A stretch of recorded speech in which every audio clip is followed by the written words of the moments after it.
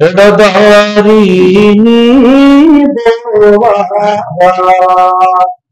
నామీదీకి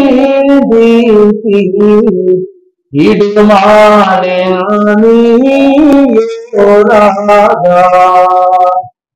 అడవిలో వదిలేనో అడవుచునేరాగా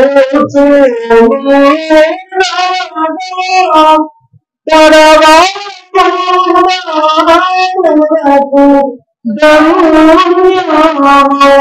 మార్గము నివేయని నమిక యేసు నాకు నివేయని నమిక.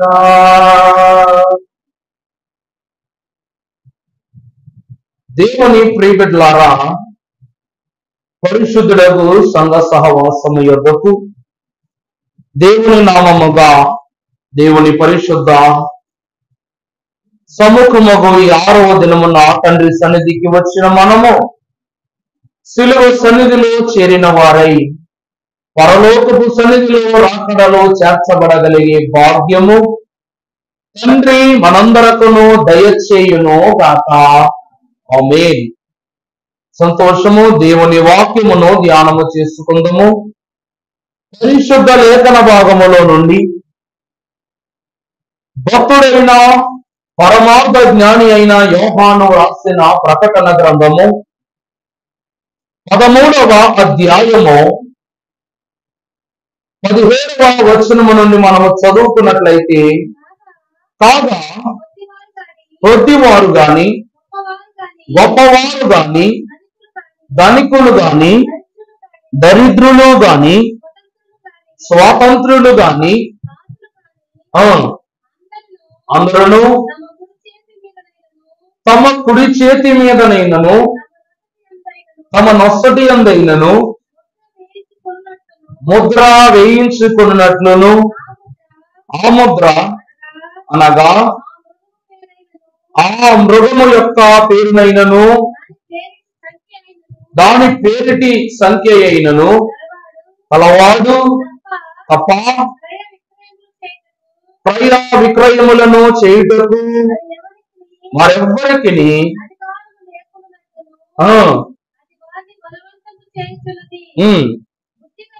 బుద్ధి గలవాడు మృగము యొక్క సంఖ్యను లెక్కింపనిమ్ము. ఆ సంఖ్య 666. ఇందులో జ్ఞానము కలదు. చాలు. దేవుని యొక్క వాక్యమును బట్టి మనము చూసినట్లయితే పరిశుద్ధులకు దేవదేవుని యొక్క సముఖమునకు వచ్చిన మనము ఈ దినాన కొన్ని కాని పరిస్థితులు ఏర్పడ్డాయి. మీరు గమనించారు లేదో తెలియదు. గమనించారా? ముందు వచ్చినట్లు పాటల దగ్గర పొంతుపోయింది, స్థుతుల దగ్గర పొంతుపోయింది, వాక్యం దగ్గర పొంతుపోయింది. దేవుని ప్రియబిడ్డలారా, ఎందుకు ఇట్లా ఒక క్రమములో గత 5 దినాలు మనం ఎలా చేసాం? అనుసరణీయంగా, భేదాభిప్రాయం లేకుండా, క్రమము తప్పకుండా ఏ సమయం దానికి ఇచ్చి అలా ముందుకు సాగిపోయాం. విచిత్రం ఏమిటంటే సంగతి పొద్దున్నుంచి ఇదే తలాంటు తలనొప్పి కూడా. కారణం ఏంటంటే ఈరోజు నాకు సంఘటన జరిగింది. ఏంటంటే ఈ వాక్యం సిద్ధపడటానికి ప్రకటన గ్రంథము ధ్యానించబోయేవారు శుభ్రత కలిగి ప్రకటన గ్రంథం ధ్యానంలోనికి వెళ్ళాలి. ఎందుకు అంటే అశుభ్రంగా దేవుని సన్నిధిలో ఉండటము ఎంత అలౌకికమైన సంగతో, పరలోక గ్రంథమగు హెచ్చరిక గ్రంథమగు ప్రకటన గ్రంథమును కూడా ఎలాగ ఆచరించాలంట? శుద్ధుని వలె ఆచరించాలి. అందువలన స్నానాచారం ఆచరించి ప్రకటన గ్రంథంలో వాక్యం రాసుకుందాం అని చెప్పేసి సిద్ధపడి వెళ్ళగానే హాట్ వాటర్ పెట్టుకున్నాను అన్నమాట. హీటర్ పెట్టుకుని వాటర్ పెట్టుకుని సిద్ధపడి వేడెక్కిన తర్వాత నీళ్లు కట్టేసేసి బకెట్ ఇలా తీయగానే బకెట్ చుట్టుకొని ఉందన్నమాట పాము. బకెట్ ఇలా తీయగానే జారి పడిపోయింది. జారి పడిపోయి వెంటనే సర్రమని ఆ పక్కన గోడలోకి వెళ్ళిపోయింది. దాని తర్వాత మళ్ళా స్నానం చేస్తున్నప్పుడు ముగింపు అయిపోయింది. ఫేస్ తుడుచుకుంటున్నా టవల్తో. తుడుచుకుంటున్నప్పుడు కాళ్ళ మీద చిన్న సోప్ మరక ఉండేసరికి నీళ్లు తీసుకుని కాళ్ళు కడుగుతూ ఇట్లా కింద చూసేసరికి డోర్ దగ్గర ఉంది అదే పాము. బాత్రూమ్ డోర్ దగ్గర ఉంది. డోర్ నెట గట్టి కొట్టగానే సౌండ్కి వెళ్ళిపోయింది. వెంటనే తర్వాత డోర్ తీసుకుని రెడీ అయిపోయి డోర్ ఇలా ఓపెన్ చేసి పెట్టా. ఓపెన్ చేసి పెట్టి ఎందుకంటే అటుపక్క డోర్ వేసుకుని ఇటుపక్క వెళ్తుర్లు చదువుకుందామని ప్రకటన గ్రంథం తీసి వాక్యం చదువుకుని ప్రార్థన చేసుకుని కూర్చొని అంతే. ఇటు తిరిగా ఒక వేస్ట్ పేపర్ రాసుకున్నదో వేస్ట్ పేపర్ పక్కన ఉంటుంది నలిపేసి పడేద్దాం అని తిరిగేసరికి అదే పాము పడగిట్టు చూస్తున్నా అన్నమాట. దేవుని యొక్క పర్యాంతపు జ్ఞానముతో పరిశుద్ధులకు దేవుని బట్టి తెలియజేస్తూ ఉన్నాను. నన్ను హతమార్చుటకు, నన్ను హస్తగతం చేసుకోవటానికి నీవు ఏర్పరుచుకున్న యొక్క నిబంధన, పరిశుద్ధ, హెచ్చరిక, అగ్నితో కూడుకున్న గ్రంథమగు పరలోకపు ధన్యతలు నా నాశనమునకు లిఖింపబడిన గ్రంథమును నువ్వు ధ్యానించటానికి నేను ఇష్టపడను అని ఏం చేసిందంటది?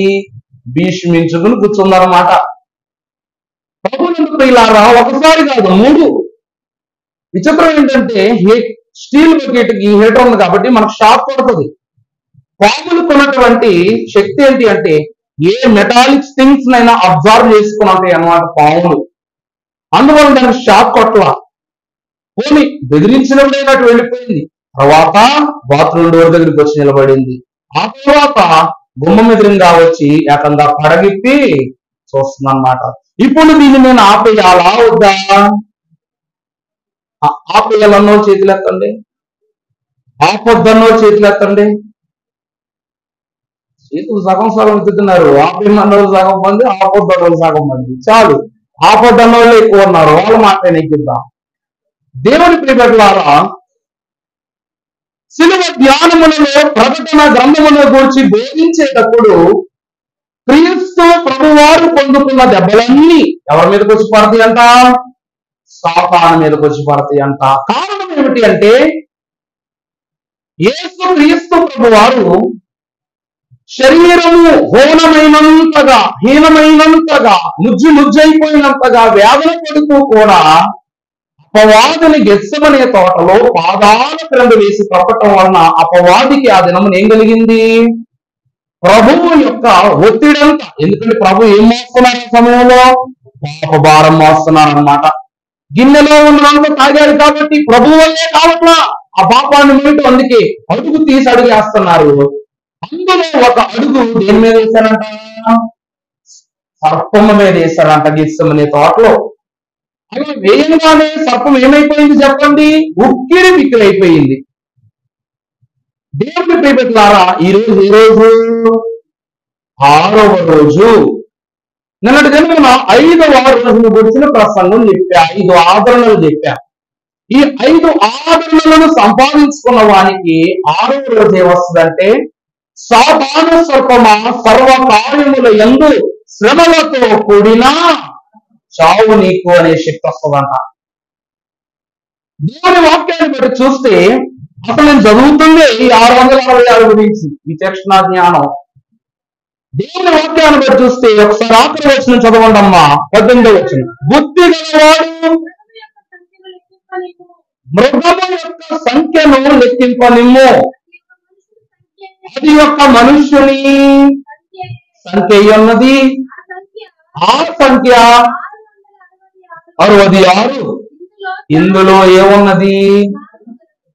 ప్రభువులను దేవుని ప్రియబిడ్డలారా, అది ఒక మానవుని సంఖ్య. ఎవరి సంఖ్య? మన సంఖ్య. అది మన యొక్క నుదిటి మీదకు రావాలా, లేకపోతే అపవాది సర్పము యొక్క తల మీద పెట్టి తొక్కాలా అని నిర్ణయించుకునే తరుణమే ఈ జ్ఞానము ఇచ్చు వివరమై ఉన్నది.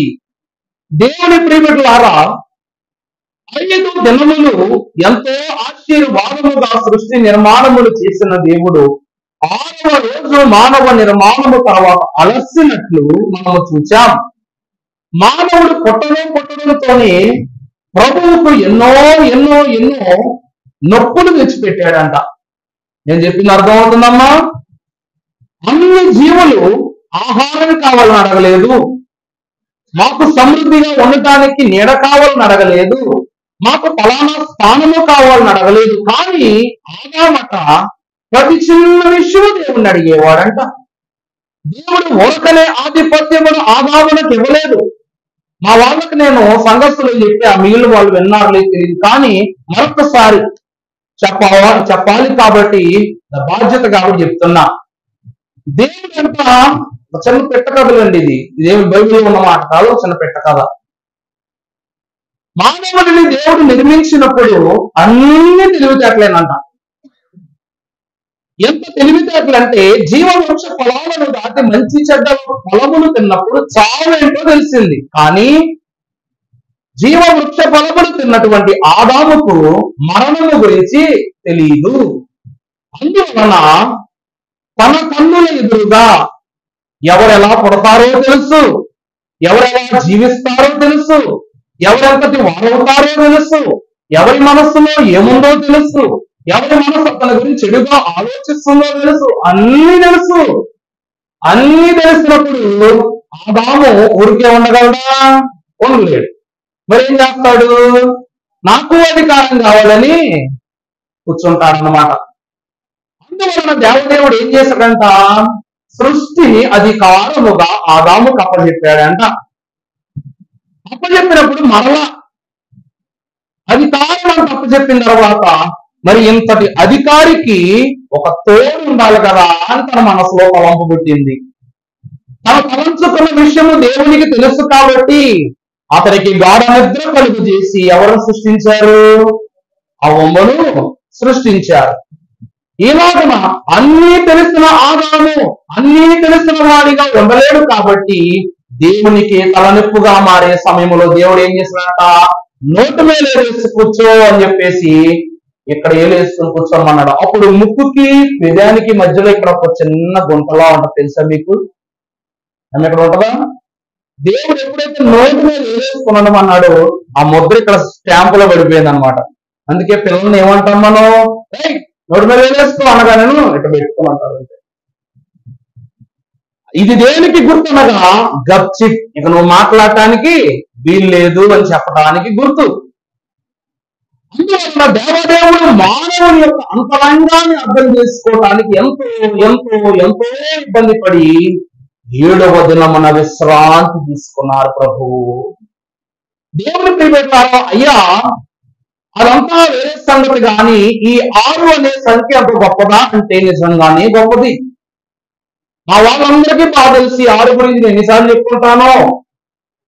మన దగ్గర అనగా మనం ఏ రోజు పుట్టామని చెప్పాను? ఏ రోజు? 6వ రోజు పుట్టాం. బైబిల్లో ఎన్ని పుస్తకాలు ఉన్నాయి? గట్టి చెప్పాలా? 66 పుస్తకాలు. ఇందాక మనం చదువుకున్న అంశపాఠి భాగములో అంకెంత?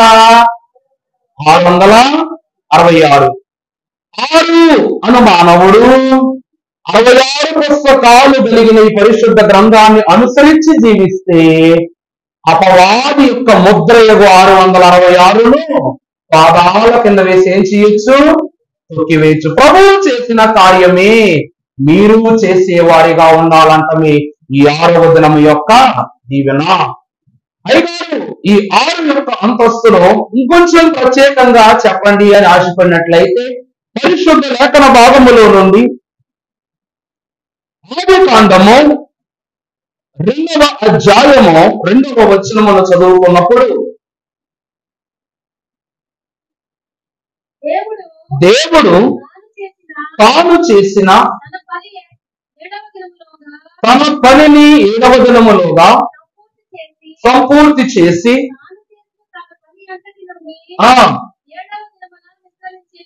చాలమ్మా. ప్రభువునందు ప్రియులారా, మనకు 6 రోజులు ఉన్నాయి.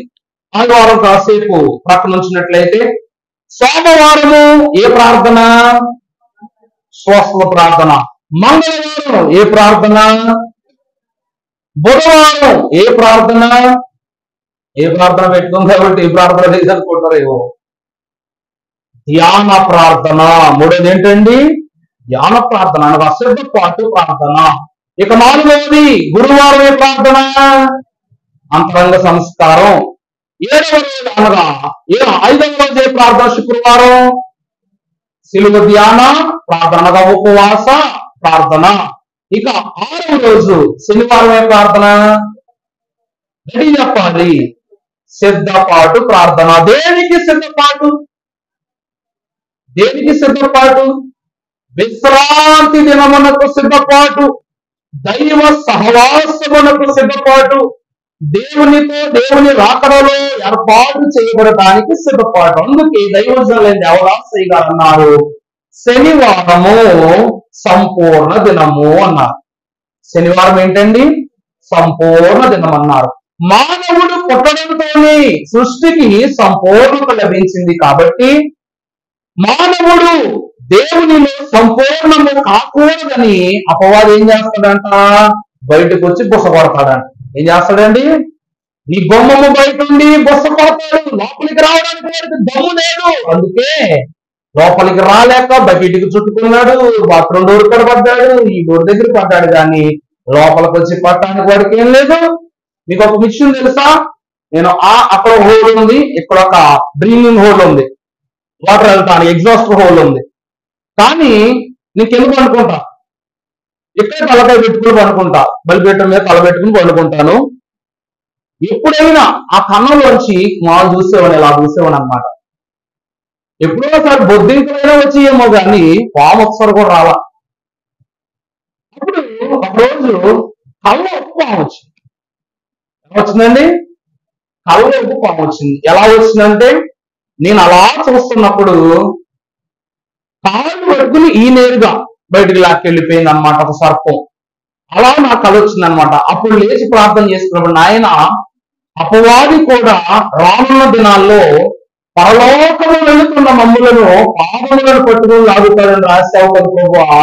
బహుశా మానవుని దృష్టి నీ మీద ఉన్నప్పుడు, విశ్వాసి కను దృష్టి నీ మీద ఉన్నప్పుడు అపవాది అతని యొక్క అంతస్తును పట్టుకోలేడు కాబట్టి కాళ్ళు పట్టుకొని లాగుతాడు అన్నమాట అని దైవజనుని బట్టి ప్రార్థన చేసుకున్నా. ప్రభువునందు ప్రియులారా, ఇది నా యొక్క సాక్షులు మాత్రమే కాదు, ఎంతో మంది ప్రార్థనా పరులు, దైవజనులు, సంఘ విశ్వాసులు వీళ్ళందరికీ ఉంది.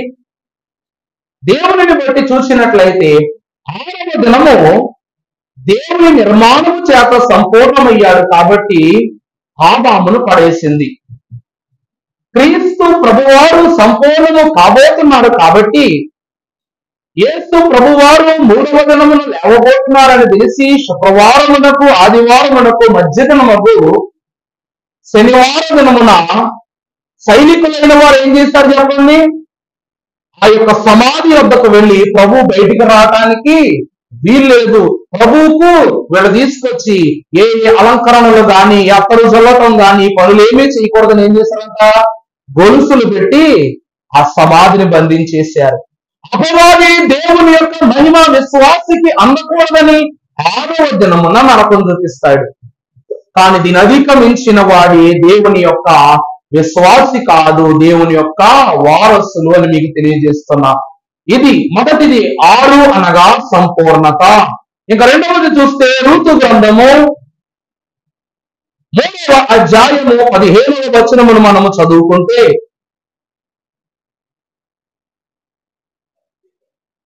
ఋతు గ్రంథము 3వ అధ్యాయము 15వ వచనము, మరియు అతడు నీవు వేసుకుని తెచ్చిన దుప్పటిని తీసుకుని వచ్చి పట్టుకునమని చెప్పగా ఆమె దానిని పట్టెను. అతడు 6 కొలల యవలను కొలిచి ఆమె భుజము మీద ఉంచగా ఆమె పురములోనికి వెళ్ళెను. ప్రభువునందు ప్రియులారా, చాలమ్మా, థ్యాంక్ యూ. దేవుని బట్టి ప్రభువునందు ప్రియులారా, తన అత్తగారు నయోమి చెప్పగా దేవుని ఆశీర్వాదములను బట్టి భక్తురాలైన అనగా చిన్న కోడలైనటువంటి రూతమ్మ గారు బోయాజు పొలములోనికి ఆమె వచ్చి, ఆనాడు బోయాజు ఇచ్చిన మాటను బట్టి మీకు కష్టము కలిగినప్పుడు, ఇబ్బంది కలిగినప్పుడు నా యొద్దకు రండి, నేను మీకు సహాయము చేస్తానని బోయాజు తెలియజేయగా, ఆ మాటను జ్ఞాపకం ఉంచుకున్నటువంటి రూతు యొక్క అత్తగారు, అమ్మా ఇదిగో బోయాజ్ అని మనకు తెలిసిన చుట్టం ఉన్నారు ఒక ఆయన దగ్గరికి వెళ్ళు, ఆయన మనకు సహాయం చేస్తారని చెప్పింది. అప్పుడు అత్తగారి మాటను గౌరవిస్తూ రూతమ్మ గారు బోయాజు యొద్దకు వెళ్ళి అతడు పొలములో నుండినప్పుడు కలిగిన కష్టమును ఆయనకు విన్నవించినప్పుడు బోయాజు అంటాడు, నీవు నీ మీద వేసుకుని తెచ్చిన దుప్పటి ఏదైతే ఉందో అది నేల మీదగా పరుచు అనగానే ఆమె మీద కప్పుకున్న వస్త్రము అనగా దుప్పటిని తీసి నేల మీద పరిచినప్పుడు బోయాజు ఏం చేశాడంట, 6 కొలల యవలను కొలిచి ఆమె యొక్క దుప్పట్లో పోసాడనమాట. అది సంచిగా మారింది కాబట్టి అందులో పోసాడంట. ఇక్కడ ఎన్ని కొలలు ఇచ్చాడు చెప్పండి? 6 కొలలు. ఒక కొల అనగా 3 కిలోలు. ఎంతండి? 3 కిలోలు. 3 కిలోలే, క్షమించండి ఆమా, 6 కిలోలు, క్షమించండి. కొల అనగా 6 కిలోలు. అలాగా మొత్తం ఎన్ని కొలలు? అందువలన మొత్తం 30 కిలోలు అన్నమాట. 36 కిలోలు. ఆమె ఎవరు అంటే ఏంటో ఆశ్చర్యపడక్కర్లా, బార్లే. ఎవరు అంటే ఏంటండి? బార్లే గింజలు. ఆ కాలంలో బార్లే గింజలను అనగా ఎవలను సమృద్ధిగా ఎవరికి ఇచ్చారు? బోయాజు రూతమ్మ గారికి ఇచ్చారు. ఆమె ఆ ఎవలను మూట కట్టుకుని భుజాన వేసుకుని తమ ఇంటికి, తమ పొలములకు వెళ్ళింది. ప్రభువునందు ప్రియులారా, ఈమె ఏమి పొందుకున్నది అంటే బోయాజు పొలములో సమృద్ధిని పొందుకుంది. ఆమె కష్టము అని చెప్పడానికి వచ్చినప్పుడు, ఆమె కష్టమును ఆమె తెలియజేసినప్పుడు బోయాజు ఏమాత్రము ఆలస్యము చేయకుండా, ఆలకించకుండా ఈ పరిస్థితిని, క్షమించండి తప్పు చెప్పా, 6 కొలల కంటే, కొల అంటే 15 కిలోలు, 6 కదండి, 15 కిలోలు. 15 6 ఎంత? గట్టిగా 90. ఒక కొల అనగా 15 కిలోలు. మొత్తం 90 కిలోల బార్లే గింజలను ఆమెకు మూట కట్టి ఇచ్చారు. అది ఆమె భుజాన్ని వేసుకుని వెళ్ళిపోయింది. ఇప్పుడైతే మనకు 5 కేజీల రైస్ మూట నెల్లవైపోతుంది. మనకే 5 కేజీలు అంటే ఇంట్లో నలుగురు ఉంటాం, టప్ప మంది తినేస్తాం. మనం 5 కేజీల మూట మొయ్యాలంటే ఇప్పుడు కావాలి. కానీ ఆ కాలంలో ఉన్న వాళ్ళు మనలాగా 5 అడుగులు 4.5 అడుగులు లేదుగా, ఒక్కొక్కరు 7 ఫీట్. మంచి అందము, మంచి ఆరోగ్యము, మంచి బలమును దేవుడు ఇచ్చారు కాబట్టి ఆమె 90 కిలోల మూటని భుజం మీద పెట్టుకుని వెళ్ళిపోయింది. ప్రభువునందు ప్రియులారా, బోయాజు పొలములో 6 కొలల ఎవరు ఇచ్చిన దేవదేవుడు రూతు యొక్క జీవితంలో ఏమి నింపారు? సమృద్ధిని నింపారు. ఇక 3వదిగా మనము చూసినట్లయితే యోహాను సువార్త 2వ అధ్యాయము 6వ వచనములో మనము చదువుకున్నప్పుడు ప్రభువు ఒక ప్రాముఖ్యమైన మాటను యోహాను ద్వారా రాయిస్తున్నారు. 2వ అధ్యాయం యోహాను సువార్త 6వ వచనం, యూదుల శుద్ధీకార ఆచార ప్రకారము 3 అక్కడ ఉంచబడి ఉండెను. యేసు ఆ బాణలు నీళ్లతో నింపుడి అని వారితో చెప్పగా వారు అప్పుడు ఆయన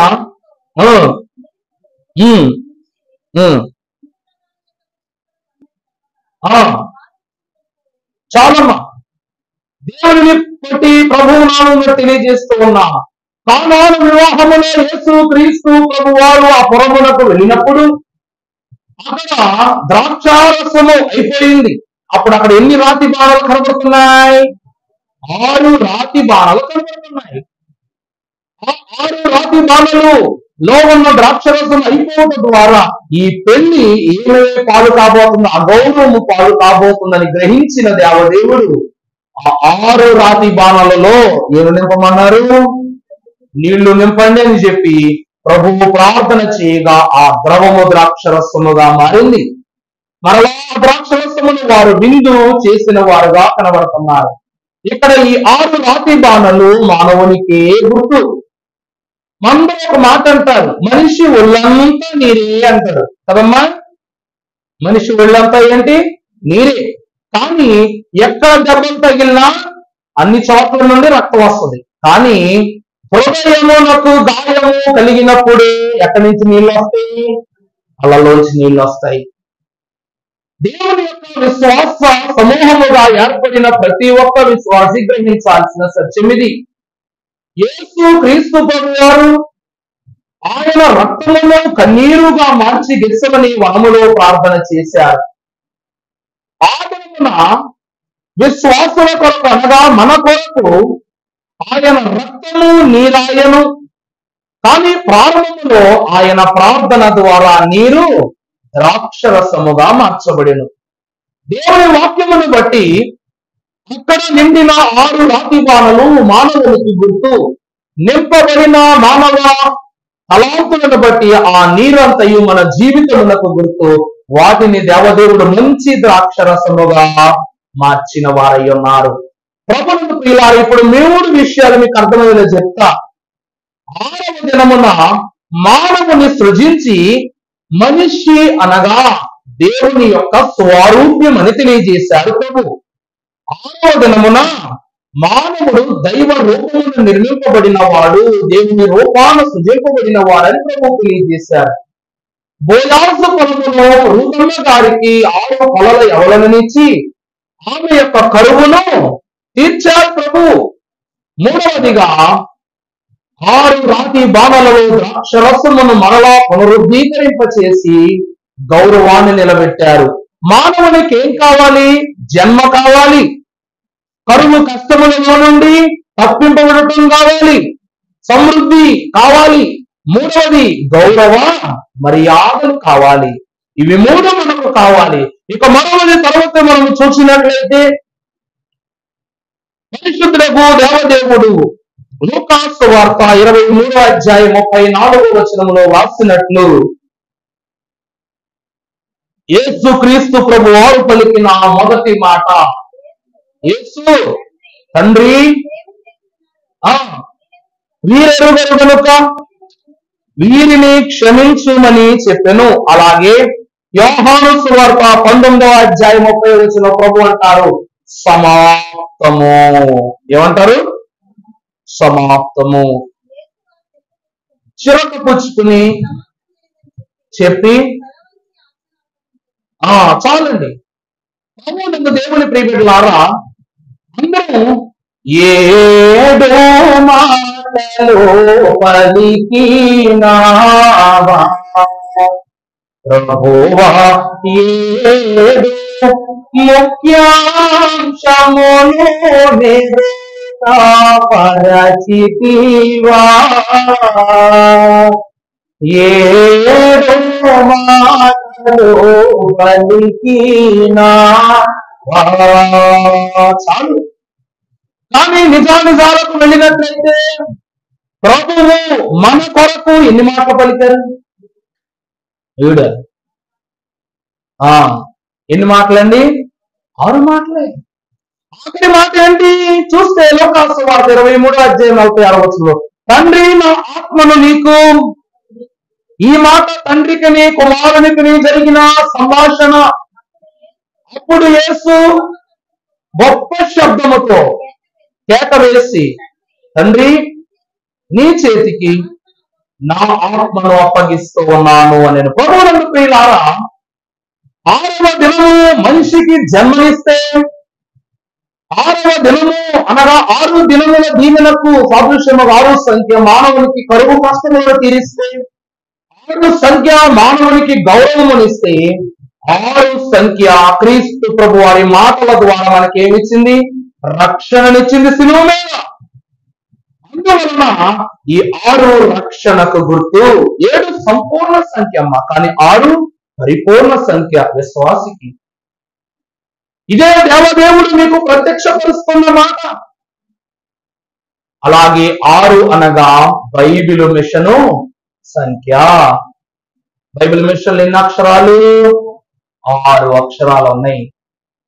దేవుని నామమును బట్టి ప్రభువునందు ప్రియులారా, 6 అంటే ఎవరు, 6 అంటే ఏంటి, 6 అంటే ఎందుకు అని ఎవరడిగినా ఇన్ని ఉదాహరణలు చెప్పొచ్చు బయటకు. మనం దేవునిని బట్టి మనము చెప్పవలసిన మాటలను ప్రభు ఏనాడో చెప్పి వేశారు.